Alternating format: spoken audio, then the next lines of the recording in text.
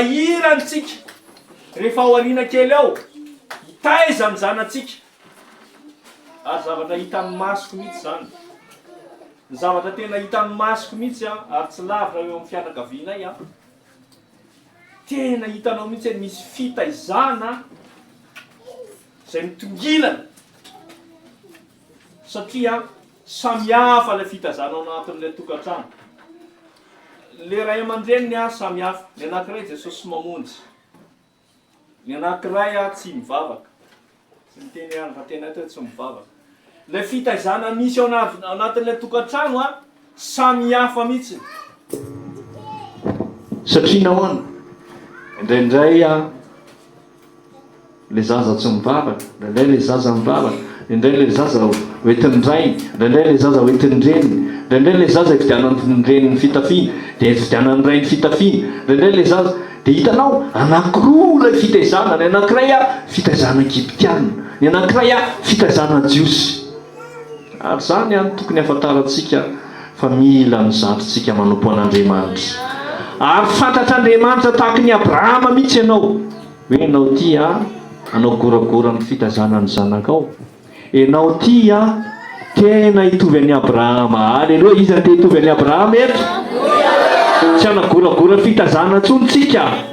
Ataovy aleloha zany, ataovy amen. Sika managoragora mieritreritsika.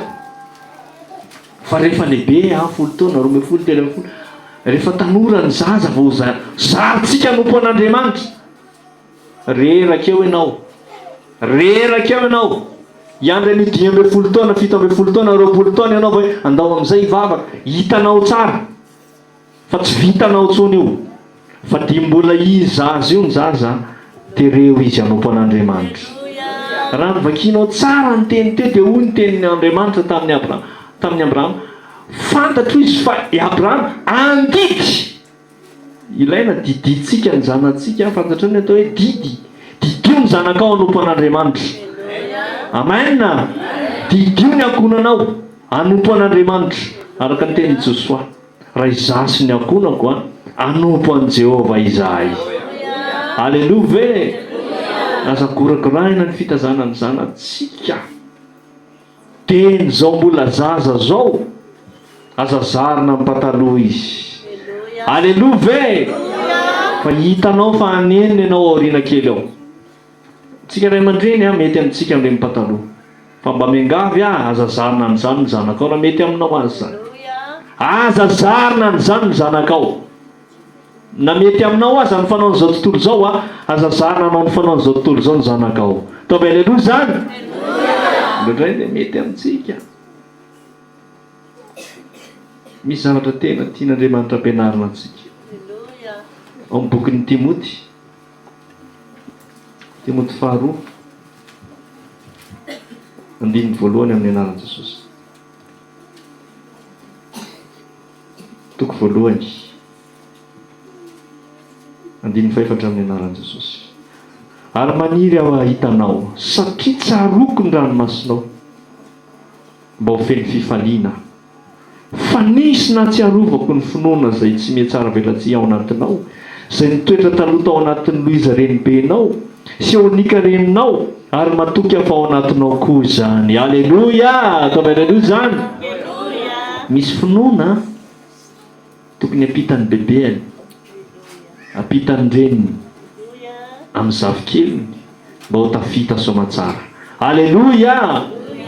Misy renibe zany ny fomba malagasy, tsika malagasy makeo morom-patany reniny bebe taloha dia mitantara anganao nisy ony ratriny sy fara-malemy rakizy, satria zay zany ny finoanananan'ireny be ketobe sy fara-malemy. Za miteny aminao le finoana ao anatinao apitan'ny zavikelinao fa tsy ketobe sy fara-malemy. Aleluia ve. Mba apita za mba tantarao anazy. Aleluia. Ny zavatra nampiasain'ny tompo anao fa iny. Aleluia. Za nametra tany marary taloha sitrany ihany, reny apitan'ny zanakao, finoana apitaina amin'ny zanakao. Aleluia. Finoana tsy mihatsara velatsia. Aleluia. Hitanao na Timoty aza dia olony fihetseham-po, olona mangorangoraka. Aleloia. Hitanao jerevinao nge maniry anahitanao satria tsaroko ny ranomasinao mba ho feny fifaliana. Aleloia. Olona tia mitomany, tsy hoe tia mitomany fa tia mivavaka, tia mitaraina, tia vangin'Andriamanitra, zany tia mody zany. Aleloia. Mila tsika olona vangin'Andriamanitra, mila apitatsika ny zanaka. Inona ny lova voalohany apitanao amin'ny zanakao voalohany? Fanao n'izao tontolo zao ve? Fitafy n'izao tontolo zao ve? Fietsika zao tontolo zao ve? Mba zavatra tsara apita amin'ny zanakao, ilay finoanan'Andriamanitra. Aleloia. Apitao amin'ny zanatsika tahaka ny nataon'Andriamanitra tamin'ny Abrahama, napitainy tamin'ny taranany, ary tsy vitan'izany fa ny taranany dia nomen'Andriamanitra teny fikasana ho fitahiana ao amin'ny firenena rehetra. Aleloia. Raha vao tsy mahay mitaiza tsara ny zanatsika isika, betsaka mahay mitaiza azy. Any am-pianarana izy, betsaka mitaiza azy. Any amin'ny telefônina izy, any amin'ny fitaovam-pifandraisana izy, betsaka mahay mitaiza azy. Fa aoka isika adiditsika andahotsika hanompo an'Andriamanitra miaraka amin'ny taranantsika. Aleloia. Ho zarotsika, hizarotsika hanompo an'Andriamanitra miaraka amin'ny ankohonantsika. Aleloia. Aleloia ve. Tsaka ny vavaka isika amin'ny felintenin'Andriamanitra. Misotranao za Jesosy, hoaniko ny tananao, arovanao amin'ny ratsy. Tompo misotranao zay Jesosy, ianao Jesosy ampahevy.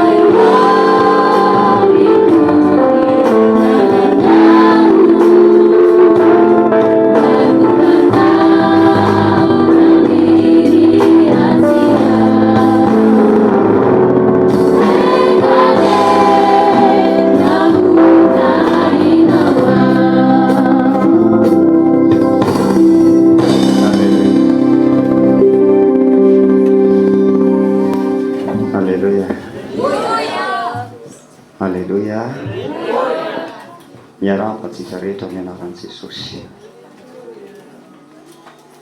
Mahafinaritra ny mahita anareo tombeko. Tena mahafinaritra, tena mahafaly. Raha oloharana eto ny fonay mpitondra fifaliana mahita ny fahatongavanao eto ny fifaliany, dia hoy izay ianao hoe oaka pastera. Izay ara faly fa miha moa Andriamanitra. Aleluia. Misaotra ny rahalahy amin'ny fiparisakira, misaotra ny rahalahy koa amin'ny miafatra izay noentina teto. Aleluia. Tsy tia hoe toriteny lavabe aho fa fohy dia fohy. Satria amin'ny 12 latsaka tsika tsy maintsy mirava. Dia mino aho fa na dia fohy ara ny afatra dia ina fa hitondra zavatsoa ho any aminareo tsirairay avy. tenin'Andriamanitra raha lasa nabafina manahoana na manahoana endriny na koleran'io rehefa raisinao amin'ny fonao io dia hitanao tsara ny fiantraikan'io amin'ny fiainanao. Alleluia, alleluia. Hitanao le tenin'ny rahalahy teo hoe ataovy amin'ny anaran'i Jesosy. Indraisiny ny hafatra dia nampiasainy ny anaran'i Jesosy fa tonga dia nisy fiantraikany tany amin'ny fiainany. Alleluia. Ao amin'ny bokin'i Jakoba no vakiantsika. Jakoba toko 5.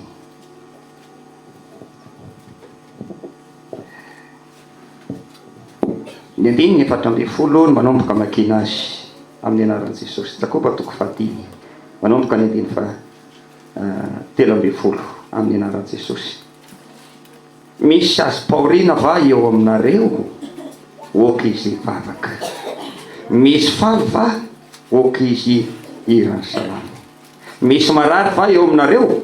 Oka izy apaka ny lohan'ny fiangonana. Ary oka ny tadililo azy amin'ny anaran'ny tompo reo sady vavaka eo aminy. Ary ny vavaka ny finoana dia amonjy ilay marary, fa ny tompo anangana azy, ary raha nanota izy dia ho avelany heriny. Koa fampike-herika nareo ary mifampifafa-paositrany anareo. Ny vavaka mahomby ataon'ny olo-marina amin'ny hafanampo dia mandaitra tokoa. Ilia dia nanana izay tiany takatsika ihany, ary naherin'ny vavaka izy mba tsy ilatsany ranorana dia tsy nilatsaka tamin'ny tany ranorana 3 taona sy enim-bolana. Ary ny vavaka indray izy dia nandatsaka ranorany lanitra ka nafokatra amin'ny tany. Alleluia, alleluia. Ny afatra fomenanareo alohan'ny vavahantsika dia ny hoe resaka atao hoe ako ny vavaka izay atao. Alleluia. Avekiny mandeha hoe ny ako ny vavaka izay atao.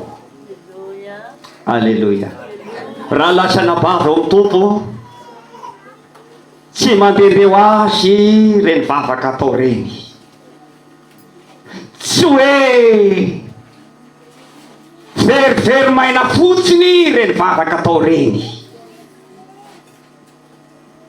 Tsy hoe satria